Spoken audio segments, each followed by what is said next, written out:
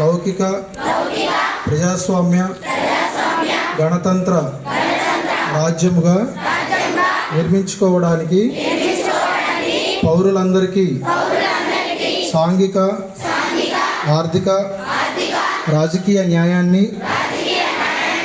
ఆలోచన భావ ప్రకటన విశ్వాసము ధర్మము ఆరాధనలలో స్వేచ్ఛను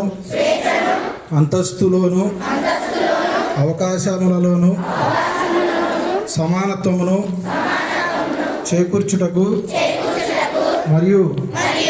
వారందరిలో వ్యక్తి గౌరవమును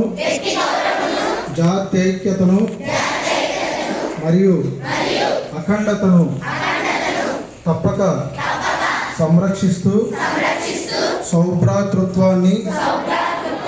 పెంపొందించుటకు సత్యనిష్టాపూర్వకముగా తీర్మానించుకొని 26 నవంబరు 1949న మన రాజ్యాంగ పరిషత్తులో పరిగ్రహించి